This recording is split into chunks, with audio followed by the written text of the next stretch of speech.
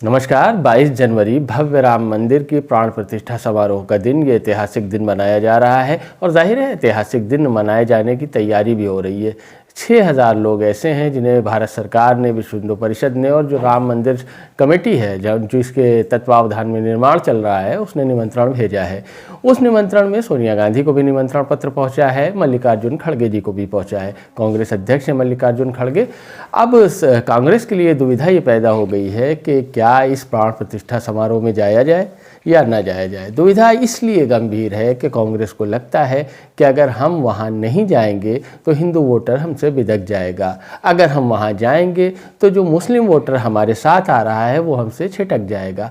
आइए चर्चा करते हैं कि ये असल में दुविधा कितनी गंभीर है।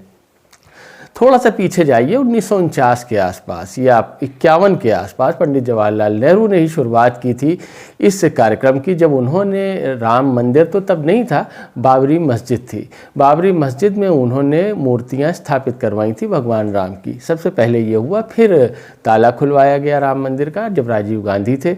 शिलान्यास हुआ 86 में, ये सब हुआ। तो कांग्रेस के साथ समस्या ये है कि ये जिस बारात में दूल्हा बनना चाह रहे थे, आज उसी बारात में बाराती बनने से भी डर रहे हैं। दुविधा इतनी गंभीर हो गई है कि अगर जाएंगे तो क्या होगा, ना जाएंगे तो क्या होगा। बात गौर करने की ये है, सबसे बड़ी बात गौर करने की ये है कि क्या अगर कांग्रेस पार्टी अपने नेता को या मल्लिकार्जुन खड़गे को या सोनिया गांधी जी स्वयं वहां नहीं जाती तो हिंदू वोटर छिटक जाएगा। अब सोचने वाली बात है, क्या हिंदू वोट आज कांग्रेस के साथ है? हिंदू वोट कांग्रेस के साथ जो है वो क्या बीजेपी से कट कर आ रहा है इनके पास, या बीजेपी का जो अपना वोट बैंक है वो वोट इनकी तरफ आ सकता है? ऐसा नहीं है। कांग्रेस के पास जो हिंदू वोटर है वो सेकुलर हिंदू का वोट है। जैसे एक बात बड़ी मशहूर है और कही जा रही है कि जो अभी हाल में इलेक्शन हुआ तेलंगाना में, छत्तीसगढ़ में, मध्य प्रदेश में और राजस्थान में जो विधानसभा चुनाव हुए उसमें 10 लाख वोट ज़्यादा मिले कांग्रेस को बीजेपी के मुकाबले। चुनाव नतीजे कुछ भी रहे हों लेकिन गणना के हिसाब से कांग्रेस को 10 लाख वोट ज़्यादा मिले। तो क्या सारे वोट मुसलमानों के थे?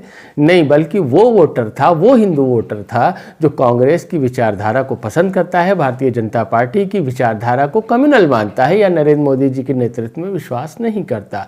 दूसरी बात यह है कि क्या उत्तर प्रदेश के समीकरण पर कोई असर पड़ेगा या प्रभावित हो जाएंगे? तो यहाँ का समीकरण एकदम खुला हुआ है। यहाँ मुस्लिम वोट कांग्रेस से एकदम दूर है। यहाँ बहुजन समाजवादी पार्टी के साथ जा सकता है, समाजवादी पार्टी के साथ जा सकता है, लेकिन अभी तक जो इलेक्शंस हुए हैं उसमें कांग्रेस के साथ नहीं जा रहा है।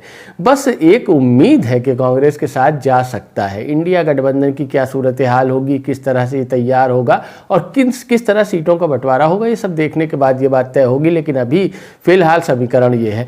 मैं जहां तक समझता हूं हो सकता है कांग्रेस ये भी सोच रही हो कि जो प्राण प्रतिष्ठा समारोह है वो मोदी जी का शो होने जा रहा है, क्योंकि जब पर्दे हटाए जाएंगे मूर्तियों के सामने से तो एक तरफ आरएसएस प्रमुख खड़े होंगे और एक तरफ नरेंद्र मोदी जी।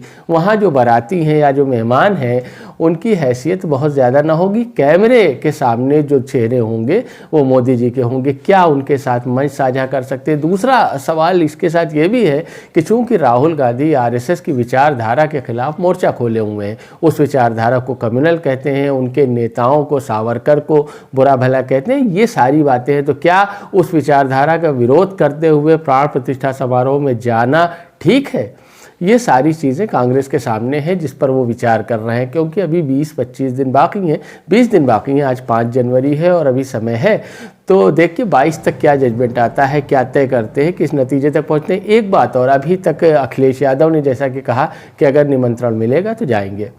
सीपीएम नेता सीताराम येचुरी ने साफ कह दिया है कि धर्म आस्था का विषय है, निजी आस्था का विषय है, इसे राजनीति से न जोड़ा जाना चाहिए, हम नहीं जाएंगे।